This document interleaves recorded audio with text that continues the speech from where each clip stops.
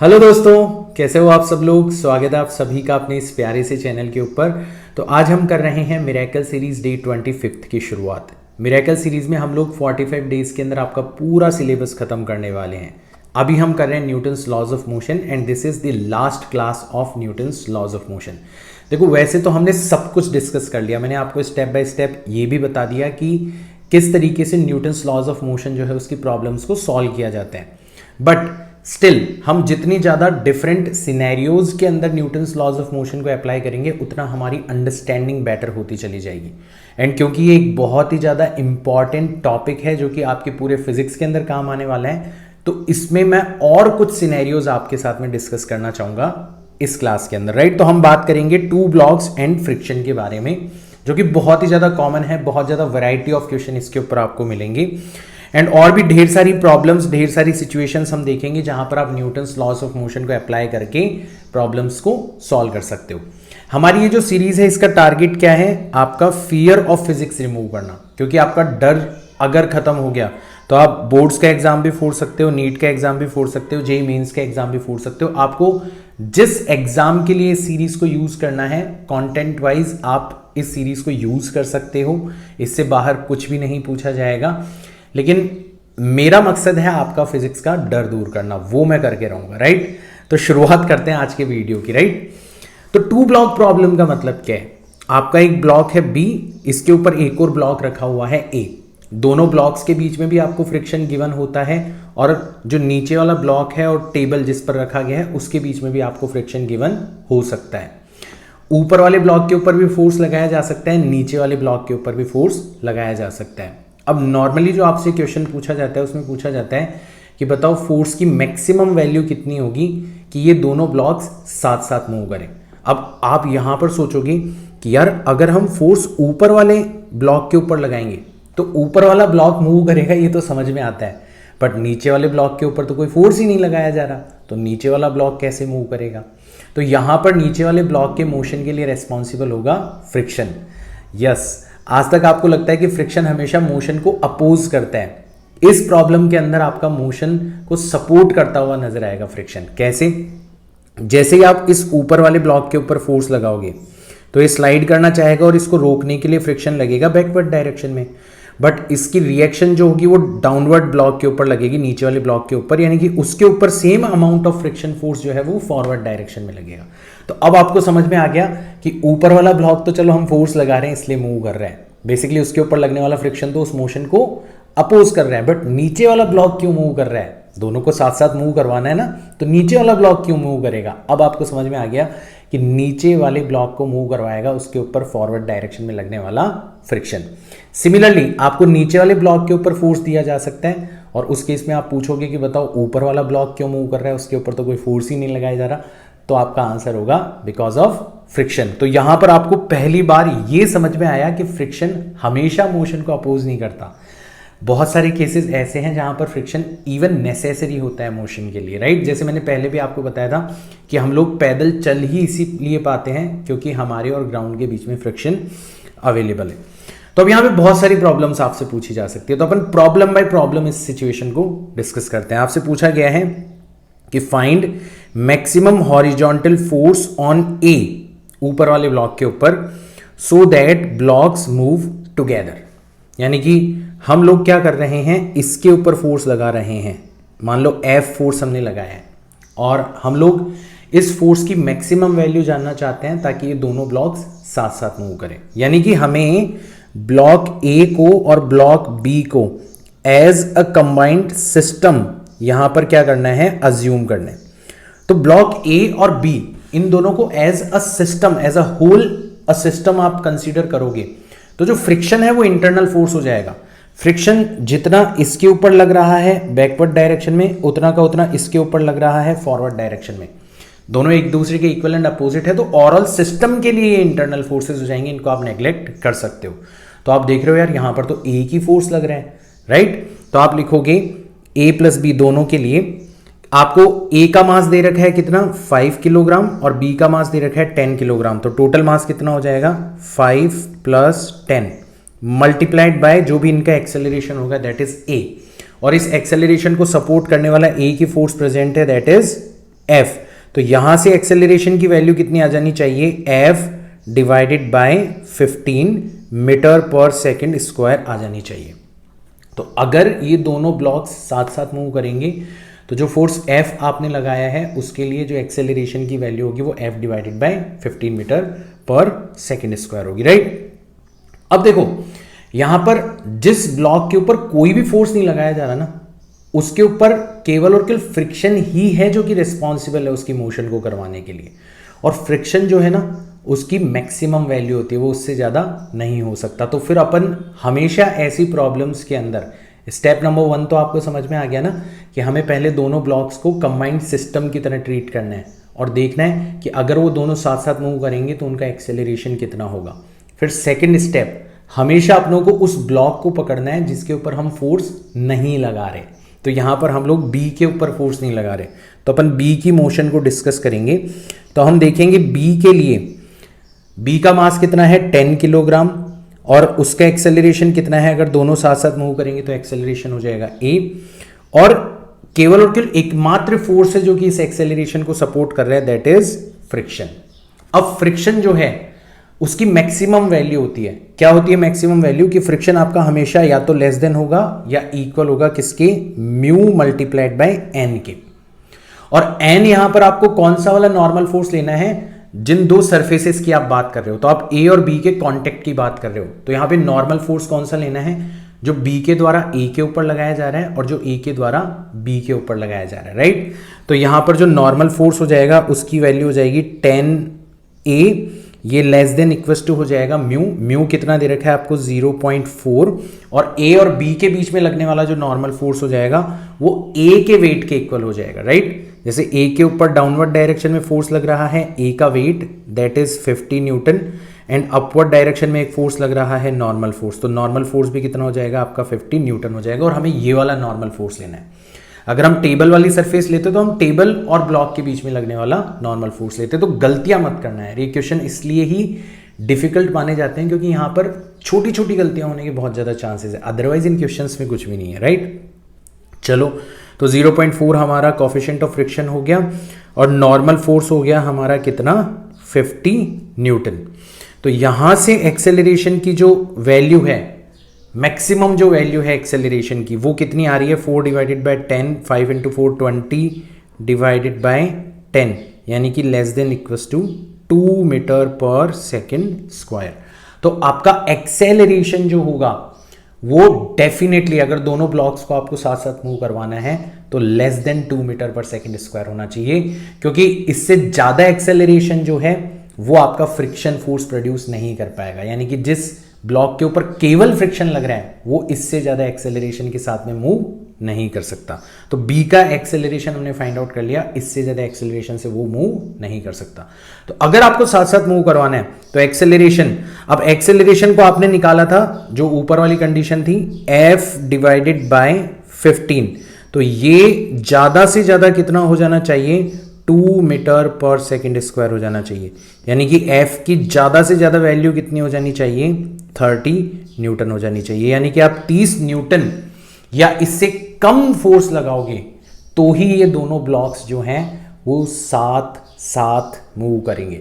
जैसे ही 30 न्यूटन से ज़्यादा का फोर्स लगाओगे तो आपके दोनों ब्लॉक्स जो हैं उनका एक्सेलरेशन अलग अलग हो जाएगा। बी का तो हमें पता पड़ गया 2 मीटर पर सेकेंड स्क्वायर ही होगा, बट ए का क्या हो जाएगा, अलग हो जाएगा, राइट। तो अगर आपका फोर्स लेस देन 30 होगा, इफ आपका फोर्स जो है वो less than equals to 30 newton होगा, तो ए का एंड बी का दोनों का ही एक्सेलरेशन जो होगा वो कितना हो जाएगा 2 मीटर पर सेकेंड स्क्वायर। कितना हो जाएगा 2 मीटर पर सेकेंड स्क्वायर, मतलब 2 मीटर पर सेकेंड स्क्वायर मैक्सिमम एक्सेलरेशन है, इससे कम ही होगा, ये ध्यान रख लेना ना। तो मैं लेस देन इक्वल्स टू लिख देता हूँ, एक्सेलरेशन जो होगा वो less than equals to 2 metre पर सेकेंड स्क्वायर हो जाएगा। तो ये तो हो गया केस कि हमें जब भी मैक्सिमम फोर्स पूछा जाए और अगर ना भी पूछा जाए ना, तो हम लोग एक अच्छी प्रैक्टिस होती है कि मैक्सिमम फोर्स पहले निकाल लेते हैं, ताकि हमें एक क्लियर कट आइडिया लग जाए कि इससे ज़्यादा फोर्स होने पर दोनों ब्लॉक्स एक दूसरे के ऊपर स्लाइड करेंगे और इससे कम फोर्स होने पर दोनों ब्लॉक्स साथ साथ मूव करेंगे। जैसे हमें यहाँ पे पता पड़ गया कि 30 न्यूटन से कम फोर्स लगाए जाने पर दोनों ब्लॉक्स साथ साथ मूव करेंगे। अब आप पूछोगे सर ज़्यादा लगाए जाने पर क्या होगा? दोनों एक दूसरे के ऊपर स्लाइड करेंगे, दोनों का एक्सेलरेशन अलग अलग होगा, तो वो भी देख लेते हैं अपन। तो हमें कहा गया है कि मान लो आपने जो फोर्स लगाया है वो आपकी बार 50 न्यूटन है, ग्रेटर देन 30 न्यूटन है, right, is applied on A, then find the acceleration of the blocks between A and B. तो जैसे ही आपने 30 न्यूटन से ज्यादा का फोर्स लगा दिया, तो आपको पता है बी का जो एक्सेलरेशन होगा, एक्सेलरेशन ऑफ बी, वो तो पक्का हो जाएगा 2 मीटर पर सेकेंड स्क्वायर। पिछली प्रॉब्लम से अपनों ने उठा लिया, बी का जो एक्सेलरेशन होगा वो तो कितना हो जाएगा, कंफर्म 2 मीटर पर सेकेंड स्क्वायर हो जाएगा। और फ्रिक्शन जो होगा वो आपका मैक्सिमम हो चुका होगा, है ना, उसको तो आप ब्रेक कर चुके हो ऑलरेडी। तो फ्रिक्शन हो जाएगा आपका 0.4 मल्टीप्लाइड बाय 50 न्यूटन। सब कुछ पिछले वाले प्रॉब्लम से उठाया, सेम प्रॉब्लम है, केस चेंज कर दिया आपने। तो ये हो जाएगा आपका 20 न्यूटन। तो फ्रिक्शन भी आपका मैक्सिमम हो चुका है। तो अब अपन ए को पकड़ते हैं। तो फॉर ए अगर अपन कंसीडर करेंगे ए को, तो ए का मास कितना है 5 टाइम्स एक्सेलरेशन ऑफ ए। अब इसको सपोर्ट कौन कर रहा है? फोर्स जो आप लगा रहे हो, कितने न्यूटन का फोर्स लगा रहे हो आप? 50 न्यूटन का फोर्स लगा रहे हो। और अपोज कौन कर रहे हैं? फ्रिक्शन। फ्रिक्शन इसके ऊपर बैकवर्ड डायरेक्शन में लग रहा है, इसके ऊपर फॉरवर्ड डायरेक्शन में लग रहा है। और फ्रिक्शन कितना लग रहा है आपका यहाँ पर? 20 न्यूटन लग रहा है। तो 50 माइनस 20 करोगे तो कितना आ जाएगा आपका? 30 न्यूटन आ जाएगा। तो यहाँ से एक्सेलरेशन ऑफ ए जो होगा वो आ जाएगा 30 divided by 5, that is 6 metre पर सेकेंड स्क्वायर। तो एक्सेलरेशन ऑफ बी जो है वो तो 2 मीटर पर सेकेंड स्क्वायर ही रहा, और ए जो है और तेजी से एक्सेलरेट करने लग गया, मतलब ए जो है वो क्लियरली स्लाइड करने लग गया। कोई पूछे कि बताओ ए का acceleration with respect to B कितना होगा, तो आप क्या करो, ए के एक्सेलरेशन में से बी के एक्सेलरेशन को माइनस कर दो। तो आपका विथ रिस्पेक्ट टू बी कितना हो जाएगा? 6 माइनस 2 दैट इज 4 मीटर पर सेकेंड स्क्वायर हो जाएगा। तो प्रॉब्लम्स आगे भी एक्सटेंड करी जा सकती है, आपको ना बी की लेंथ दी जा सकती है। तो आपसे पूछा जा सकता है कि चलो ठीक है, ए जो है वो बी के ऊपर स्लाइड करने लग गया, कितने टाइम बाद में ये बी से गिर जाएगा? तो फिर आप वहां पे रिलेटिव मोशन के कॉन्सेप्ट यूज कर सकते हो। आप बी के रिस्पेक्ट में ए का एक्सेलरेशन निकाल लेना, यानी कि बी को आपने स्टेशनरी बना लिया, अब ए की मोशन को आप डिस्कस कर रहे हो, आप इक्वेशन ऑफ मोशन यूज कर सकते हो। हमने ऐसी प्रॉब्लम्स पहले भी की हुई है, मतलब जहां पर रिलेटिव एक्सेलरेशन या रिलेटिव वेलोसिटी का यूज करके हमने इक्वेशन ऑफ मोशंस अप्लाई करी है। तो वही काम हमें यहाँ पर भी करना है, राइट।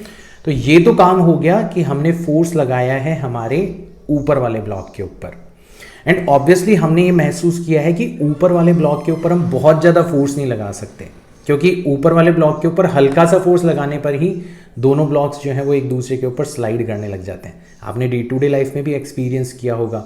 अगर आपके पास में एक बुक रखी हुई है और उसके ऊपर एक और बुक रखी हुई है, तो ऊपर वाली बुक के ऊपर फोर्स लगाते हो तो आसानी से वो मूव करने लग जाती है, नीचे वाली स्टेशनरी रहती है। बट नीचे वाली को अगर आप खींचते हो तो आप देखते हो कि ऊपर वाली भी उसके साथ साथ मूव करती है, तो हमारा फोर्स थोड़ा सा बढ़ जाएगा। हम अगर नीचे वाले ब्लॉक के ऊपर फोर्स लगाएंगे तो फोर्स थोड़ा सा बढ़ जाएगा, और फिर भी हम दोनों ब्लॉक्स को साथ साथ मूव करवा पाएंगे। तो ऐसी एक प्रॉब्लम डिस्कस कर लेते हैं। हमसे बोला गया है find maximum horizontal force on B. अब की बार फोर्स किसके ऊपर लगाना है?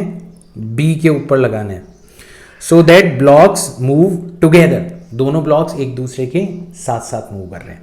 तो अब की बार बी आपका स्लाइड करना चाह रहे हैं, तो बी के ऊपर जो फ्रिक्शन लगेगा वो बैकवर्ड डायरेक्शन में लगेगा, और ए के ऊपर जो फ्रिक्शन लगेगा वो फॉरवर्ड डायरेक्शन में लगेगा। तो आपको आंसर मिल गया कि बी के ऊपर तो फोर्स लगाया जा रहा है इसलिए वो फॉरवर्ड डायरेक्शन में मूव हो रहा है। ए क्यों मूव हो रहा है? दोनों को साथ साथ मूव करवाना है। आपको आंसर मिल गया, ए इसलिए मूव हो रहा है क्योंकि उसके ऊपर फॉरवर्ड डायरेक्शन में फ्रिक्शन लग रहा है, राइट। यहां पर भी हमारी अप्रोच वैसी ही रहेगी। हम सबसे पहले दोनों को, ए और बी को, as a combined system consider करेंगे। तो एज अ कंबाइंड सिस्टम जब कंसीडर करेंगे तो दोनों का ओवरऑल मास हो जाएगा 15 times acceleration A is equal to, friction तो इंटरनल फोर्स है, अगर एज अ होल सिस्टम के बारे में बात करें तो केवल और केवल एक्सटर्नल फोर्स लग रहा है हमारा एफ। तो एक्सेलरेशन हो जाएगा हमारा एफ डिवाइडेड बाय 15 मीटर पर सेकेंड स्क्वायर, अगर दोनों ब्लॉक्स साथ साथ मूव कर रहे हैं विथ सेम एक्सेलरेशन। अब अपन उस ब्लॉक को पकड़ेंगे जिसके ऊपर हम फोर्स नहीं लगा रहे, यानी कि अब की बार हम पकड़ेंगे किसको, ए को, क्योंकि हम ए के ऊपर फोर्स नहीं लगा रहे। तो ए का मास कितना है 5 और ए का एक्सेलरेशन ले लेते हैं अपन ए, और केवल एकमात्र फोर्स है जो इस एक्सेलरेशन को सपोर्ट कर रहा है, दैट इज फ्रिक्शन। फ्रिक्शन की मैक्सिमम वैल्यू कितनी होती है, म्यू टाइम्स एन, यानी कि इसकी मैक्सिमम वैल्यू हो जाएगी म्यू मतलब 0.4 और एन मतलब आपका 50, तो ये आ जाएगा आपका less than equals to 20 newton. तो ए जो होगा वो कितना हो जाएगा, less than equals to 20 divided by 5, यानी कि 4 मीटर पर सेकेंड स्क्वायर हो जाएगा। तो अब की बार हमारा जो एक्सेलरेशन है, ध्यान दो, पिछले वाले सिनेरियो के अंदर जो मैक्सिमम एक्सेलरेशन जिसके साथ दोनों ब्लॉक्स मूव कर सकते थे वो था 2 मीटर पर सेकेंड स्क्वायर। अब की बार उल्टा केस हो गया, अब की बार हमारा जो मैक्सिमम एक्सेलरेशन है वो कितना रह गया, 4 मीटर पर सेकेंड स्क्वायर बढ़ गया, यानी कि हम ज़्यादा फोर्स लगा सकते हैं, राइट। और एक्सेलरेशन हमारा कितना है, f डिवाइडेड बाय 15, तो f divided by 15 should be less than equals to 4 metre पर सेकेंड स्क्वायर। तो f की जो मैक्सिमम वैल्यू है वो आ जाएगी 60 न्यूटन। 60 न्यूटन तक का फोर्स हम लोग नीचे वाले ब्लॉक के ऊपर लगा सकते हैं, दोनों ब्लॉक साथ साथ मूव करते हुए नजर आएंगे। अगर 60 से ज़्यादा लगाएंगे तो क्या होगा, अब तो बहुत ही आसान है प्रॉब्लम हमारे लिए, कि अगर मान लो हम 75 न्यूटन का फोर्स लगाते हैं नीचे वाले ब्लॉक के ऊपर, तो बताओ दोनों का एक्सेलरेशन अलग अलग होगा, हमें क्लियरली पता है। हमें पता है कि ए का जो एक्सेलरेशन होगा वो तो डेफिनेटली कितना हो जाएगा भाई, उसके ऊपर तो फ्रिक्शन लग रहा है, फ्रिक्शन अपनी मैक्सिमम वैल्यू अचीव कर चुका है, तो ए का तो जो एक्सेलरेशन होगा वो पक्का 4 मीटर पर सेकेंड स्क्वायर होगा, कोई नहीं रोक सकता इसको। और फ्रिक्शन जो है वो पक्का आपका कितना हो चुका होगा, 20 न्यूटन हो चुका होगा, अपनी मैक्सिमम वैल्यू अचीव कर चुका होगा। और अब अपन बात करते हैं बी के लिए, तो बी के लिए अपन लिखेंगे मास कितना है 10 इंटू एक्सेलरेशन ऑफ बी हमें फाइंड आउट करना है, इज इक्वल्स टू जो सपोर्ट कर रहा है फोर्स वो है 75 न्यूटन, और जो अपोज कर रहा है वो है फ्रिक्शन। तो फ्रिक्शन यहाँ पे बैकवर्ड डायरेक्शन में लग रहा है ना, और इसके ऊपर फॉरवर्ड डायरेक्शन में लग रहे हैं, तो फ्रिक्शन कितना है आपका 20 न्यूटन है। यहाँ से एक्सेलरेशन ऑफ बी हमें पता पड़ जाएगा, 75 माइनस 20 करेंगे 65, 55 डिवाइडेड बाय 10, तो एक्सेलरेशन ऑफ बी आ जाएगा आपका 5.5 मीटर पर सेकेंड स्क्वायर। इतने एक्सेलरेशन से आपका बी मूव करेगा। तो अब की बार बी जो है वो ज़्यादा एक्सेलरेशन से मूव कर रहे हैं और ए जो है वो कम एक्सेलरेशन से मूव कर रहे हैं। तो अगर आप बी के रिस्पेक्ट में ए को देखोगे तो अब की बार आपको ए पीछे जाता हुआ नजर आ रहा है, और पीछे जाता हुआ नजर आ रहा है तो अगेन आपसे प्रॉब्लम्स पूछी जा सकती है, आपको लेंथ दी जा सकती है बी की, पूछा जा सकता है कि कितनी देर बाद में ये नीचे गिर जाएगा, and so on and so on. तो वो प्रॉब्लम्स हम रिलेटिव मोशन के द्वारा आसानी से टैकल कर सकते हैं। तो ये चीज़ें हमें ध्यान होनी चाहिए। अब अगर मान लो आपसे कह दिया जाए कि आपकी जो टेबल और नीचे वाला ब्लॉक है उसके बीच में भी फ्रिक्शन प्रेजेंट है, तो स्टेप्स तो हमने पकड़ लिए, अब तो हम तैयार है किसी भी तरीके के क्वेश्चन को सॉल्व करने के लिए। तो अब की बार हम थोड़ा सा प्रॉब्लम का जो लेवल है उसको इंक्रीज करते हैं, ठीक है। तो अब की बार हमें क्या कह रखा है, हमें कह रखा है कि ये वाला ब्लॉक 10 किलोग्राम का है, ये वाला ब्लॉक 15 किलोग्राम का है, इन दोनों के बीच में फ्रिक्शन कोएफिशिएंट 0.4 है, और टेबल और नीचे वाले ब्लॉक के बीच में फ्रिक्शन कोएफिशिएंट 0.2 है। हमें again maximum value of force on B, नीचे वाले ब्लॉक के ऊपर अपन फोर्स लगा रहे हैं, मतलब अपन ऑलरेडी मैक्सिमम वाली बात कर रहे हैं, ठीक है ना। सो दैट ब्लॉक्स मूव टुगेदर, दोनों ब्लॉक्स साथ साथ मूव करने लगे, हमें मैक्सिमम फोर्स की वैल्यू निकालनी है। तो बिल्कुल सेम स्टेप्स हम लोग फॉलो करेंगे। अब की बार हम फोर्स किस पर लगा रहे हैं, नीचे वाले ब्लॉक के ऊपर लगा रहे हैं।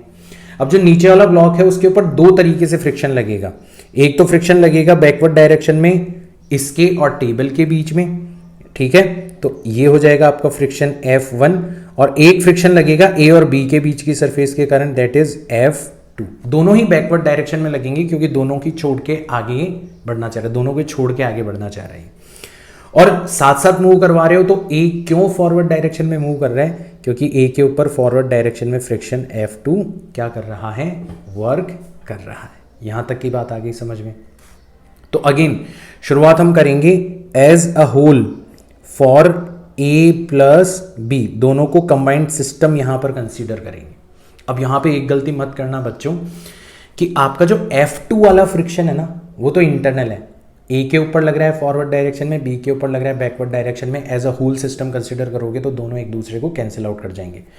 बट जो बी और टेबल के बीच में लग रहा है वो आपका एक्सटर्नल फ्रिक्शन होगा, एज अ सिस्टम भी वो एक्सटर्नल फोर्स होगा, तो उसको अब की बार हमें यहाँ पर कंसीडर करना है। तो अगर अपन ए प्लस बी को एज अ सिस्टम कंसीडर करते हैं तो हमारा ए और बी का टोटल मास कितना हो जाएगा, 10 प्लस 15 टाइम्स एक्सेलरेशन हम ले लेते हैं ए।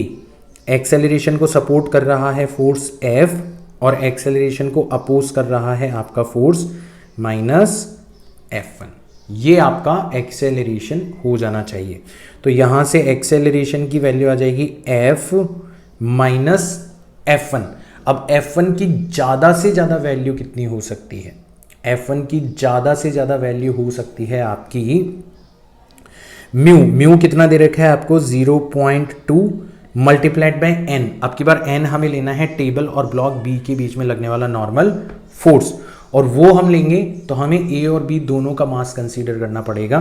तो ये हो जाएगा आपका 10 plus 15 that is 25 multiplied by g that is 10, और इसको हम लोगों ने किससे डिवाइड कर दिया, यहाँ पर 25 से डिवाइड कर दिया। तो हमारा जो एक्सेलरेशन आएगा वो आ जाएगा एफ माइनस 0.2 को 10 से हटा सकते हो, 25 इंटू 2 करेंगे तो 50 बचेगा डिवाइडेड बाय 25। ये हमारा एक्सेलरेशन होना चाहिए अगर ये दोनों ब्लॉक्स साथ साथ मूव कर रहे हैं, राइट। यहां तक की बात आगे समझ में। ऑब्वियसली ब्लॉक बी को टेबल के ऊपर जो लगने वाला फ्रिक्शन है, टेबल की वजह से जो लगने वाला फ्रिक्शन है, उसको तो ऑब्वियसली ब्रेक करना ही पड़ेगा, इसलिए हमने उसकी वैल्यू ऑलरेडी क्या ले ली, मैक्सिमम ले ली। अब अपन चलते हैं स्टेप नंबर 2, उस ब्लॉक के ऊपर जिसके ऊपर हम फोर्स नहीं लगा रहे। तो हम लोग यहाँ पर ए के ऊपर कोई भी फोर्स नहीं लगा रहे, तो हमने ए के ऊपर कोई फोर्स नहीं लगाया, तो ए की इक्वेशन बनाते हैं। मास है 10, एक्सेलरेशन हम ले लेते हैं ए इज इक्वल टू, केवल और केवल एक्सेलरेशन को सपोर्ट करने वाला एकमात्र फोर्स प्रेजेंट है दैट इज F2। F2 की जो मैक्सिमम वैल्यू हो जाएगी वो हो जाएगी mu that is 0.4 multiplied by n। n यहाँ पर a का जो वेट होगा उसके इक्वल होगा, और a का वेट हो जाएगा 10 किलोग्राम मतलब 100 न्यूटन। तो 100 से मैंने इसको क्या कर दिया, मल्टीप्लाई कर दिया। तो यहाँ से एक्सेलरेशन की जो मैक्सिमम वैल्यू मिल रही है 0.4 डिवाइडेड बाय 10 हो जाएगा, यानी कि ये 10 से 10 चला जाएगा तो 4 मीटर पर सेकेंड स्क्वायर। इतना आपका मैक्सिमम एक्सेलरेशन होगा, इतना मैक्सिमम एक्सेलरेशन होगा सिर्फ और सिर्फ फ्रिक्शन की वजह से, ठीक है। तो a की वैल्यू हमें पता थी कितनी है, f माइनस 50 डिवाइडेड बाय 25, ये लेस देन इक्वल्स टू 4 होना चाहिए। तो f जो है वो हो जाना चाहिए आपका less than equals to 25 into 4 करेंगे तो 100, और 100 प्लस 50 करेंगे तो 150 न्यूटन आ जाएगा। तो ज़्यादा से ज़्यादा आप कितना फोर्स लगा सकते हो, 150 न्यूटन फोर्स लगा सकते हो। 150 न्यूटन से ज़्यादा फोर्स लगाओगे तो ही ये दोनों ब्लॉक्स एक दूसरे के ऊपर स्लाइड करेंगे, अदरवाइज ये दोनों ब्लॉक्स एक दूसरे के साथ साथ मूव करेंगे, ठीक है। तो यार देखो, ध्यान से सुनना मेरी बात, हमारे पास में क्लियर कट स्टेप्स आ चुके हैं। स्टेप नंबर 1, हमें हमेशा मैक्सिमम फोर्स निकालना है फॉर द गिवन सिनेरियो, जिस तक आपके दोनों ब्लॉक्स साथ साथ मूव करें। और वो कैसे निकाला जाता है वो मैंने आपको अच्छे से सिखा दिया है। उसके लिए आपको पहले सिस्टम को एज अ होल कंसीडर करना है और एक्सेलरेशन फाइंड आउट करना है फोर्स के टर्म्स में, और फिर आपको सेकंड स्टेप के अंदर उस ब्लॉक को पकड़ना है जिसके ऊपर हम फोर्स नहीं लगा रहे, क्योंकि उसके ऊपर मोशन केवल और केवल फ्रिक्शन करवा रहा होगा, और फ्रिक्शन की मैक्सिमम वैल्यू आपको पता ही है। तो वहाँ से आप एक्सेलरेशन की वैल्यू निकाल लेना कि एक्सेलरेशन की मैक्सिमम वैल्यू कितनी हो सकती है, और फिर इन दोनों रिजल्ट्स को यूज़ करके आप आसानी से फोर्स की मैक्सिमम वैल्यू फाइंड आउट कर सकते हो। एंड जैसे ही आपको पता पड़ गया कि यार फोर्स की मैक्सिमम वैल्यू इतनी है, इससे ज़्यादा फोर्स लगेगा तो दोनों ब्लॉक्स अलग अलग एक्सेलरेशन से मूव करेंगे, वो हम आसानी से निकाल सकते हैं यूजिंग इक्वेशन ऑफ मोशन। खासकर आपका वो वाला ब्लॉक जिसके ऊपर आप फोर्स नहीं लगा रहे, उसका तो एक्सेलरेशन आप ऑलरेडी फाइंड आउट कर चुके होंगे आपके स्टेप 1 और 2 के अंदर, और जो दूसरा वाला ब्लॉक है उसके ऊपर भी आप कितना एक्सेलरेशन होगा आसानी से फाइंड आउट कर सकते हो। और अगर आपका लगाया गया फोर्स आपके मैक्सिमम फोर्स से कम है तो और भी आसान है प्रॉब्लम। इसका मतलब आपके दोनों ब्लॉक साथ साथ मूव कर रहे हैं, दोनों को आप एज ए सिस्टम कंसीडर कर सकते हो, तो दोनों के टोटल मास से जो फोर्स लगाया जा रहा है उसको डिवाइड कर देना, आपको दोनों का एक्सेलरेशन पता पड़ जाएगा। और दोनों का एक्सेलरेशन सेम होगा क्योंकि दोनों साथ साथ मूव कर रहे हैं। अगर दोनों एक दूसरे के ऊपर स्लाइड कर रहे हैं तो एक के रिस्पेक्ट में दूसरे का एक्सेलरेशन निकाल के आप रिलेटिव मोशन से रिलेटेड प्रॉब्लम्स भी सॉल्व कर सकते हो। तो अब आपके लिए सारी चीज़ें क्लियर हो चुकी है, अब आपको इन प्रॉब्लम्स के अंदर घबराने की ज़रूरत नहीं है। कुछ और प्रॉब्लम्स करते हैं जहां पर दो ब्लॉक्स और उनके बीच में लगने वाला फ्रिक्शन इन्वॉल्व होगा।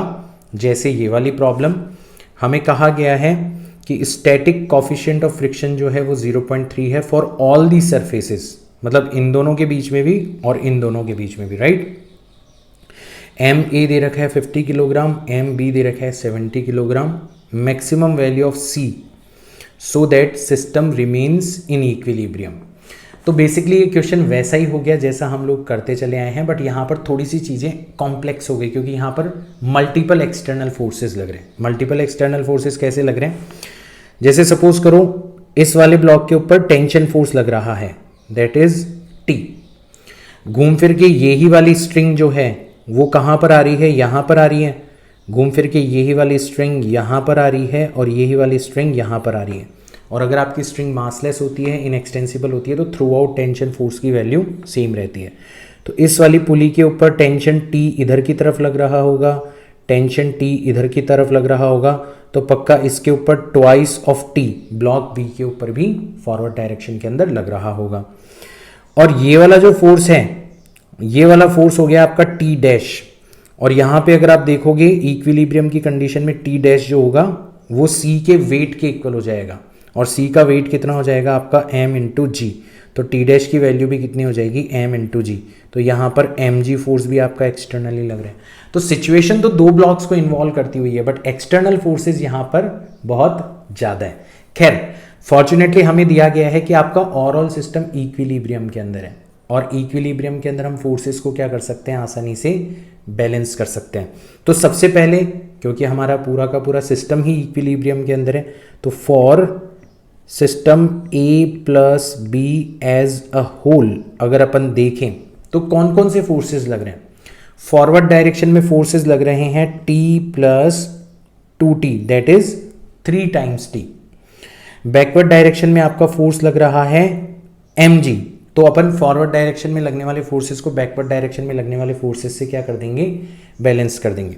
मान लो हमारा जो ये C है ये ओवरऑल सिस्टम को नीचे ले जाना चाहता है, मतलब ये ब्लॉक इधर खिसकना चाहता है, तो इसके ऊपर जो फ्रिक्शन लगेगा वो भी फॉरवर्ड डायरेक्शन में लगेगा।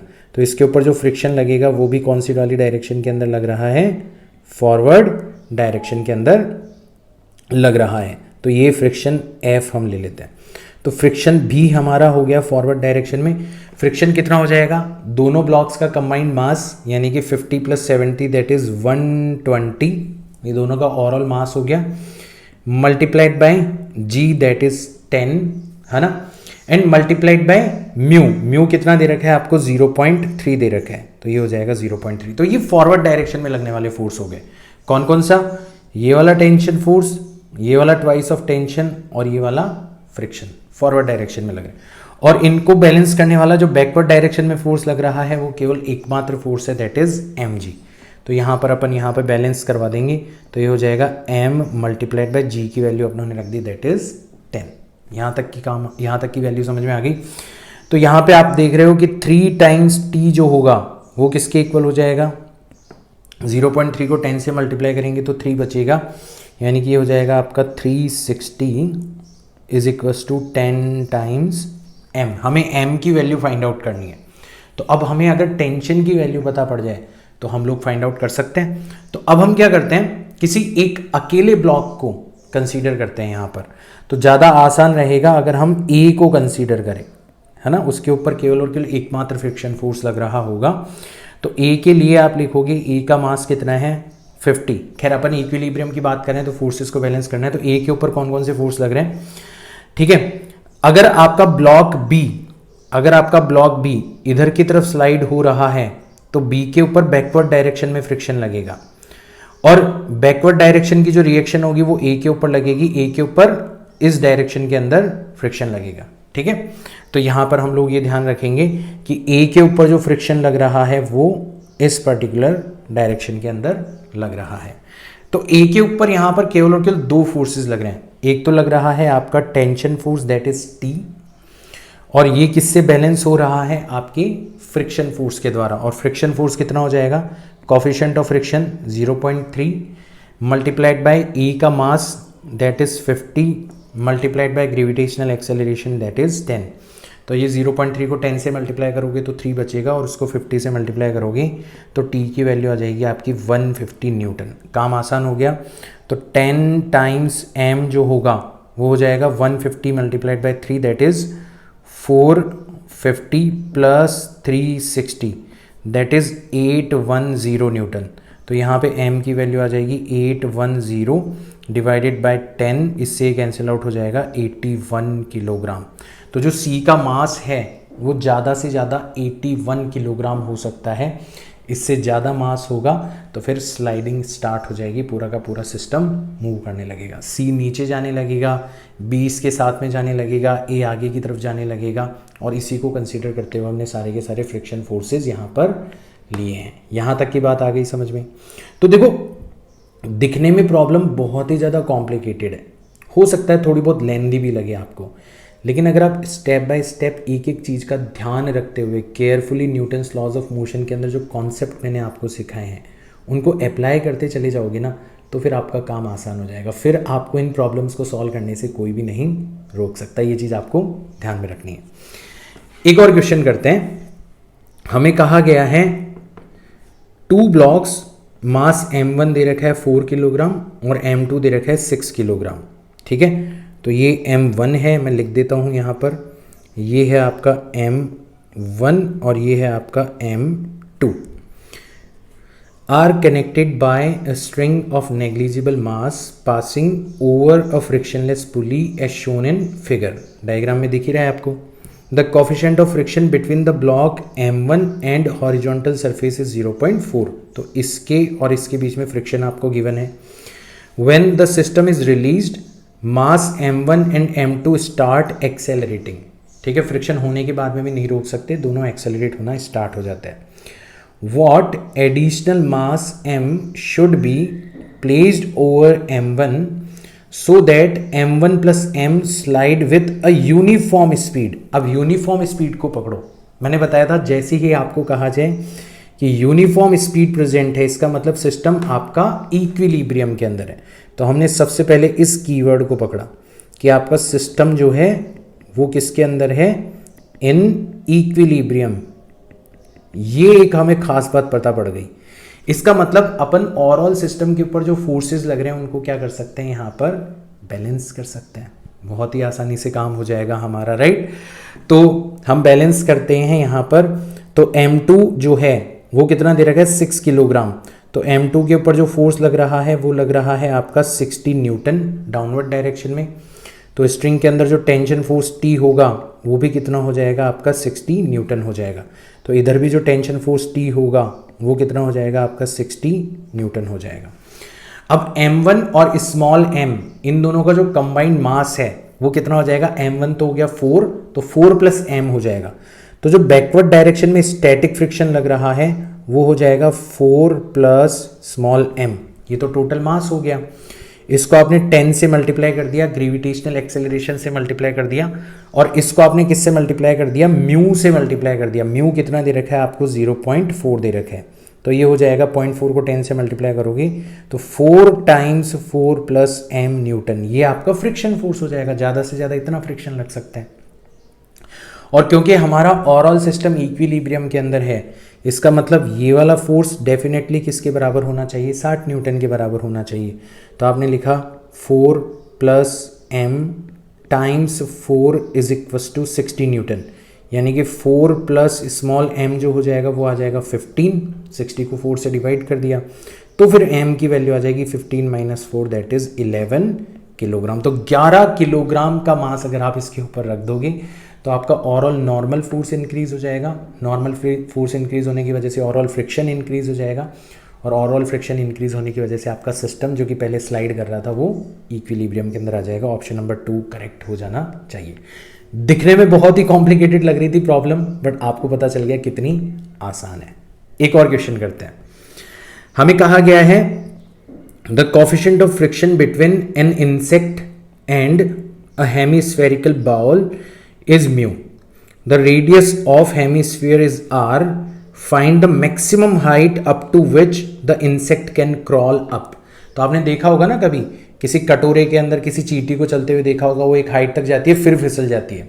तो वही वाली प्रॉब्लम है कि कितनी मैक्सिमम हाइट तक जा सकता है आपका इंसेक्ट। मान लो यहां पर आपका जो इंसेक्ट है मैक्सिमम पहुंच पाता है, तो ये जो हो गया सेंटर से ये जो डिस्टेंस है ये तो किसके बराबर है, रेडियस आर के बराबर है। और आपको ये वाली हाइट फाइंड आउट करनी है, ये वाली हाइट फाइंड आउट करनी है आपको, ठीक है, कि कितनी मैक्सिमम हाइट तक जा सकता है। तो मान लो ये यहाँ पे थीटा एंगल बना रहे हैं, अब ये वाली चीज़ भी रेडियस है तो ये भी आर हो जाएगी। इसका मतलब ये वाली जो डिस्टेंस है ये हो जाएगी आपकी आर कॉस थीटा, और ये वाली जो डिस्टेंस है ये वाली हो जाएगी आपकी आर साइन थीटा। ये तो सिंपल ज्योमेट्री है जो कि हमारे काम आ सकती है, इसलिए हम लोग इसको यूज़ करें। बात है फोर्सेस की, तो हम फोर्सेस को बैलेंस करवाते हैं। यहाँ पर कौन कौन से फोर्सेस लग रहे हैं, तो देखो एक तो इसका खुद का वेट लग रहा होगा डाउनवर्ड डायरेक्शन में, मान लो मास m है तो स्मॉल mg हो गया वेट, ठीक है। क्योंकि कांटेक्ट में है तो नॉर्मल कांटेक्ट फोर्स लग रहा होगा। कांटेक्ट फोर्स हमेशा सरफेस के परपेंडिकुलर लगता है, मतलब रेडियल डायरेक्शन में लगेगा, तो ये आपका नॉर्मल फोर्स हो गया। और ये फिसल के नीचे जाना चाह रहे हैं, ये फिसल के नीचे जाना चाह रहे हैं, तो इसको रोकने के लिए जो फ्रिक्शन लगेगा, फ्रिक्शन हमेशा टेंजेंशियल डायरेक्शन में लगता है, तो जो फ्रिक्शन फोर्स होगा वो आपका हो जाएगा टेंजेंशियल डायरेक्शन में, दैट इज स्मॉल f। और ये तीनों फोर्सेस आपस में एक दूसरे से क्या कर रहे हैं, बैलेंस कर रहे हैं। तो हम यहाँ पे वो काम भी कर सकते हैं, तीन कॉन्करेंट फोर्सेस, उनके बीच का एंगल हमें पता पड़ना चाहिए, तो उनके इक्विलिब्रियम को अपन लामीज थ्योरम से सॉल्व कर सकते हैं। बट यहाँ पे कॉम्पोनेंट लेके भी हमारा काम चल जाएगा। तो हम लोग क्या करते हैं, दो कोई भी परपेंडिकुलर डायरेक्शंस चूज कर लेते हैं, नॉर्मली हॉरिजॉन्टल एंड वर्टिकल। तो एक तो हो गई हॉरिजॉन्टल और एक हो गई वर्टिकल, एंड फोर्सेस को बैलेंस करवाते हैं। तो ये वाला एंगल भी आपका थीटा हो जाएगा, तो इधर कंपोनेंट आ जाएगा आपका n cos थीटा, और इधर की तरफ कंपोनेंट आ जाएगा आपका that is n sin theta. Friction की बात करें तो फ्रिक्शन का इधर की तरफ कंपोनेंट हो जाएगा, ये वाला एंगल थीटा हो जाएगा, आप आसानी से पता लगा सकते हो। तो ये कंपोनेंट हो जाएगा आपका f cos थीटा, और इधर हो जाएगा आपका f sin थीटा। तो सारे के सारे फोर्सेस को ब्रेक करने का काम आप आसानी से कर सकते हो, राइट। यहां तक की बात आ गई, यहां तक बात समझ में आ गई। अब बैलेंस करते हैं फोर्सेस को।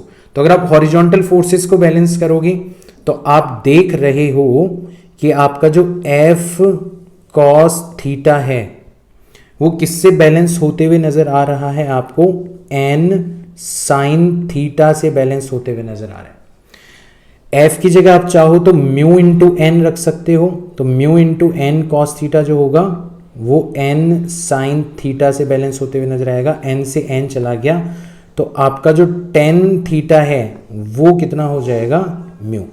तो इस एंगल पर जहां पर tan थीटा की वैल्यू म्यू है वहां पर आपका इंसेक्ट जो है वो इक्विलिब्रियम में है, वो मैक्सिमम कंडीशन है, मैक्सिमम एंगल है, इससे ज़्यादा एंगल पर वो नहीं जा सकता। अब अगर tan थीटा म्यू है तो आप ऐसा एक ट्राइंगल बना लो। अगर tan थीटा म्यू है तो आप एक ऐसा ट्राइंगल बना लो।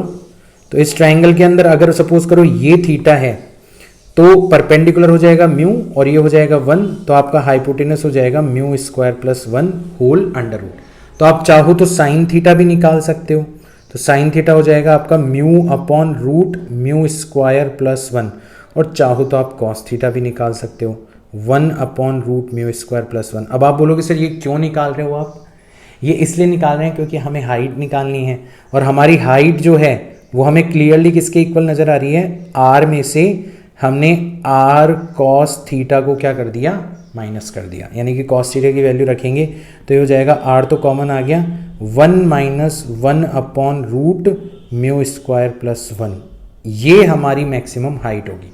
तो आपको जो क्वेश्चन दिया जाएगा ना उसके अंदर आपको म्यू की वैल्यू दे दी जाएगी, कुछ भी दे सकते हैं, जैसे मान लो म्यू की वैल्यू दे दी 0.2 और पूछा जाएगा कि बताओ आपका इंसेक्ट जो है वो मैक्सिमम कितनी हाइट तक जा सकता है, तो बस म्यू की वैल्यू रखना, रेडियस आपको गिवन होगी, आप आसानी से मैक्सिमम हाइट निकाल सकते हो। कैसे सॉल्व करना है वो मैंने पूरा का पूरा डिटेल के अंदर बता दिया। अब आप चाहो तो इसको एज अ फैक्ट भी यूज कर सकते हो आसानी से, राइट। एक और क्वेश्चन करते हैं। The rear side of truck is open, diagram में भी दिख रही है। A box of 40 kilogram is placed 5 metre away from the open end as shown in figure. Mu is given as 0.15। तो ब्लॉक और ट्रक के बीच में जो फ्रिक्शन कोफिशिएंट है वो आपको दे रखा है। On a straight road truck starts from rest and accelerates with 2 metre पर second square acceleration. At what distance from the starting point does the box fall off the truck. तो एक तो क्वेश्चन में हमें हिंट मिल गया कि block जो है वो ट्रक के ऊपर स्लाइड कर रहा है धीरे धीरे धीरे धीरे पीछे, और एक पॉइंट पर आके ट्रक से गिर रहा है। अब आप पूछोगे कि यार ब्लॉक के ऊपर ऐसा कौन सा फोर्स लग रहा है जो कि उसको पीछे की तरफ स्लाइड करवा रहा है। तो बेसिकली आप अगर ग्राउंड पर खड़े खड़े देखोगे ना तो आपको ब्लॉक भी फॉरवर्ड डायरेक्शन में और ट्रक भी फॉरवर्ड डायरेक्शन में मूव करता हुआ नजर आएगा। ट्रक के अंदर जो ब्लॉक रखा हुआ है वो भी फॉरवर्ड डायरेक्शन में मूव करता हुआ नजर आएगा। ये जो पीछे स्लाइड करने वाली जो सिचुएशन है ये किसके रिस्पेक्ट में नजर आएगी? जब आप ट्रक के अंदर बैठ जाओगे, ब्लॉक के साइड में जाके बैठ जाओगे, तब आपको ब्लॉक जो है वो धीरे धीरे पीछे स्लाइड होता हुआ नजर आएगा। तो आप ट्रक के रिस्पेक्ट में देख रहे हो ब्लॉक को, और क्योंकि ट्रक खुद एक्सेलरेट हो रहा है तो ये कैसी फ्रेम ऑफ रेफरेंस हो गई? Non inertial frame of reference हो गई। और मैंने आपको बताया था कि non inertial frame of reference के अंदर सबसे पहले आपको क्या लगाना होता है? शूडो फोर्स लगाना होता है। तो अगर आपकी फ्रेम ऑफ रेफरेंस का एक्सेलरेशन ए 2 मीटर पर सेकेंड स्क्वायर है इस पर्टिकुलर डायरेक्शन के अंदर, तो इसके ऊपर इसके अपोजिट डायरेक्शन में एक शूडो फोर्स लगेगा। शूडो फोर्स होता है मास ऑफ द ब्लॉक। तो ब्लॉक का मास हमें दे रखा है 40 multiplied by acceleration of the frame of reference that is 2। तो 80 न्यूटन का फोर्स इसके ऊपर बैकवर्ड डायरेक्शन में लग रहा है जो कि धीरे धीरे धीरे इसको स्लाइड करवा रहा है। अच्छा, स्लाइड करवा रहा है तो फ्रिक्शन भी लगेगा। फ्रिक्शन लगेगा आपका इस पर्टिकुलर डायरेक्शन में और फ्रिक्शन की वैल्यू हो जाएगी म्यू इंटू एन। म्यू कितना दे रखा है आपको? 0.15। एन का मतलब हो जाएगा यहाँ पर mg, और m हमें दे रखा है कितना? 40, और g अपन ले लेते हैं कितना? 10। ये हमारे फ्रिक्शन फोर्स की वैल्यू हो गई। तो ये हो जाएगा 15 इंटू 4 दैट इज 60 न्यूटन हो जाएगा। तो अब हमें पता पड़ गया कि इस फ्रेम ऑफ रेफरेंस से देखे जाने पर भी ब्लॉक किस एक्सेलरेशन से मूव कर रहा है। तो मान लो ये a डैश एक्सेलरेशन से मूव कर रहा है, तो हम लिखेंगे ब्लॉक का mass that is 40 multiplied by a dash. कौन सपोर्ट कर रहा है इसको? 80 न्यूटन का फोर्स सपोर्ट कर रहा है। और कौन अपोज कर रहा है? 60 न्यूटन का फोर्स अपोज कर रहा है।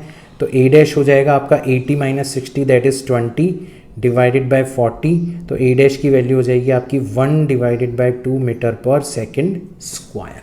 ठीक है, ध्यान दो, नॉर्मली जब अपन शूडो फोर्सेस वगैरह लगाते थे आज तक, तो हम केवल और केवल फोर्सेस को बैलेंस करते थे।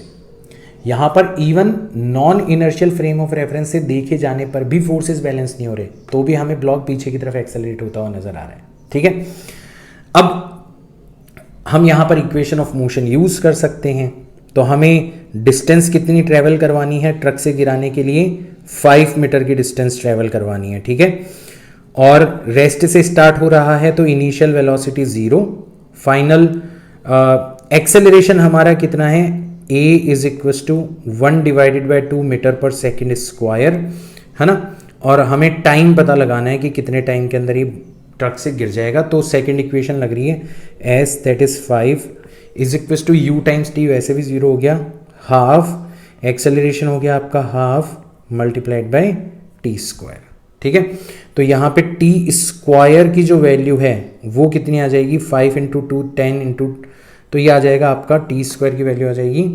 अगर अपन यहाँ पे g की वैल्यू 9.8 लेते, चलो एक बार ऐसे ही सॉल्व कर लेते हैं, तो t स्क्वायर की वैल्यू आ जाएगी 20, तो t आ जाएगा आपका 5 इंटू 4 लिखेंगे तो 2√5 सेकेंड्स। इतने टाइम के बाद में आपका ब्लॉक जो है वो ट्रक से गिर जाएगा। अब इतने टाइम तक आपका ट्रक जो है वो फॉरवर्ड डायरेक्शन में कितना चल चुका होगा वो हम निकाल लेते हैं। तो उसके केस में हमें आपकी बात डिस्टेंस निकालनी है जो कि ट्रक के द्वारा मूव करी गई है।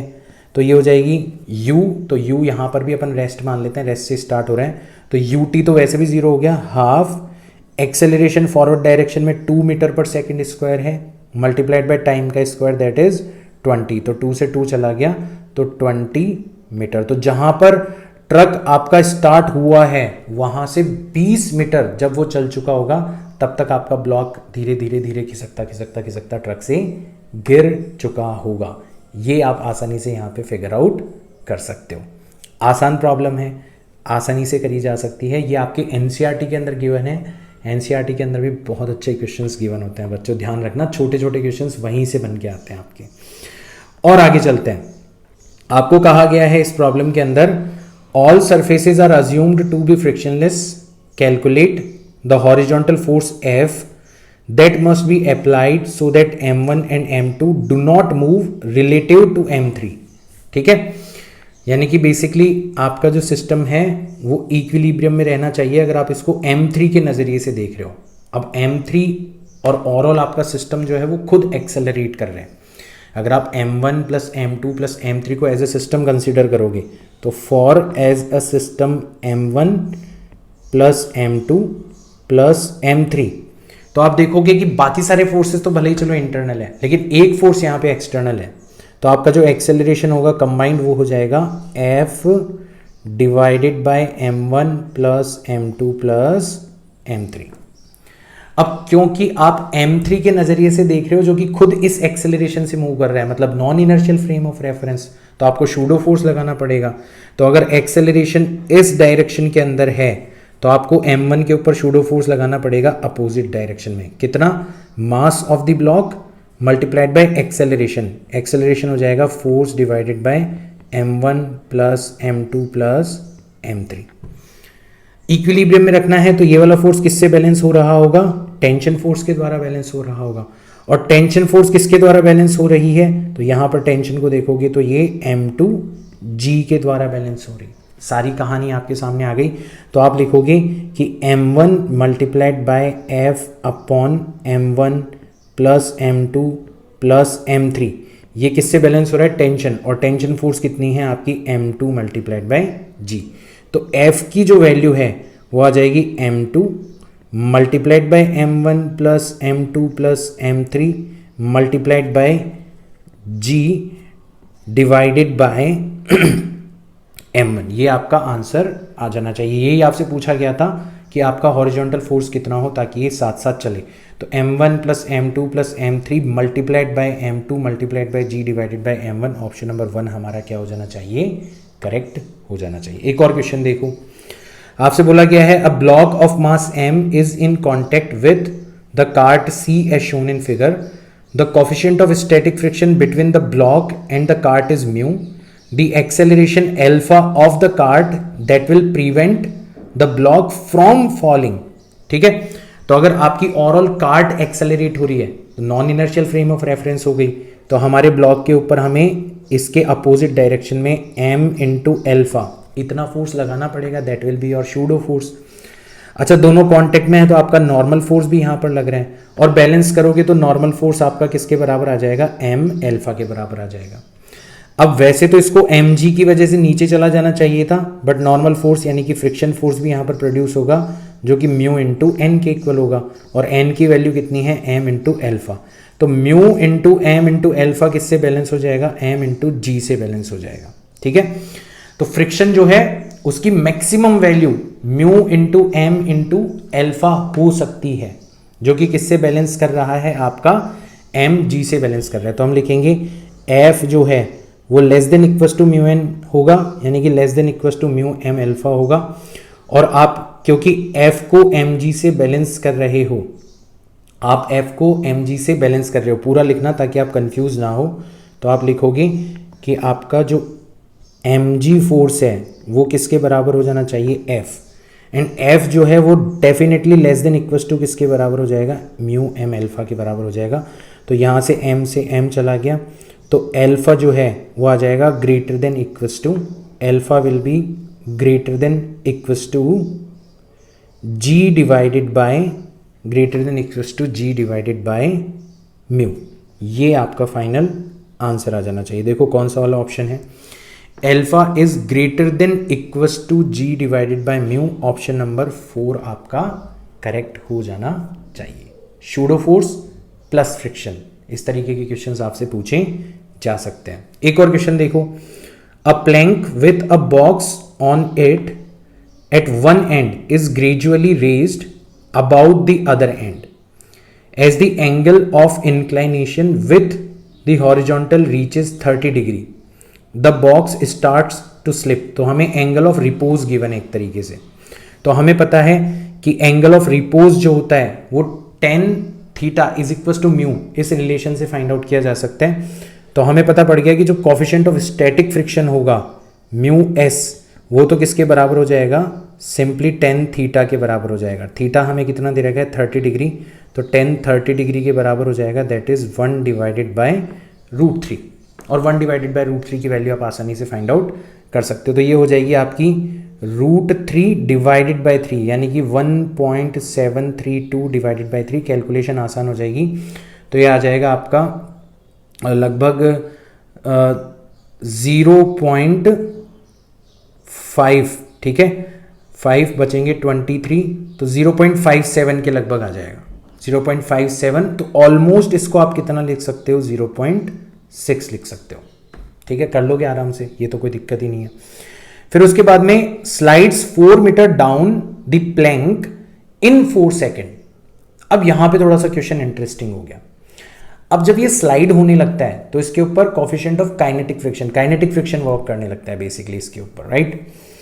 और ओवरऑल जो एक्सेलरेशन है वो कितना हो जाता है, तो देखो mg का एक कंपोनेंट इधर की तरफ होगा, ये काम हम बहुत बार कर चुके हैं, ये भी एंगल थीटा हो जाएगा, तो ये हो जाएगा आपका mg cos थीटा, और एक कंपोनेंट इधर की तरफ होगा, that is mg sin theta.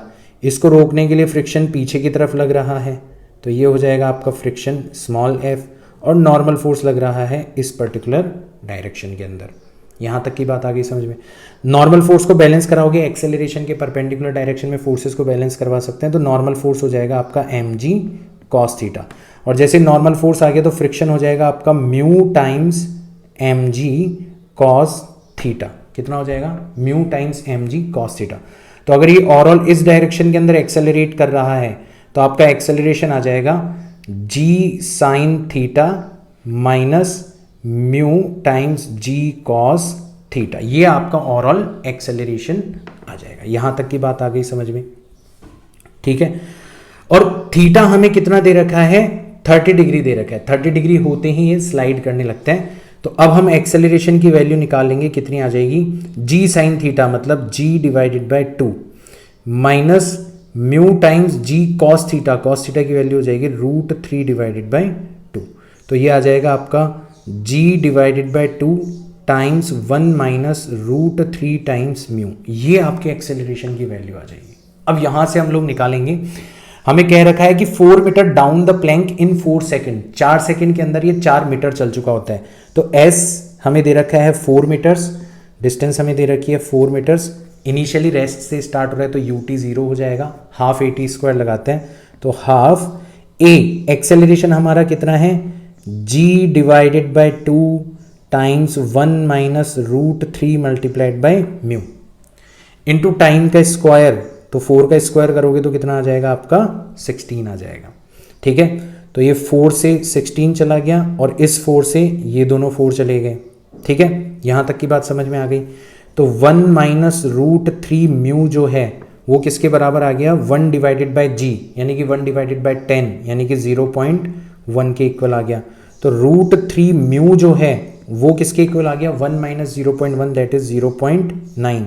तो म्यू आ जाएगा आपका 0.9 डिवाइडेड बाय √3, यानी कि इसको 3 इंटू 0.3 लिखा जा सकता है, यानी कि ये हो जाएगा √3 मल्टीप्लाइड बाय 0.3, यानी कि 1.732 को आप किससे मल्टीप्लाई कर दो, 0.3 से मल्टीप्लाई कर दो तो ये हो जाएगा 6, 9, 3 इंटू 7 करेंगे 21, पावर चली जाएगी 2, 3 और 2 करोगे तो 5.196, तो ये आ जाएगा आपका 0.5196, मतलब ऑलमोस्ट आपका 0.5 आ जाएगा।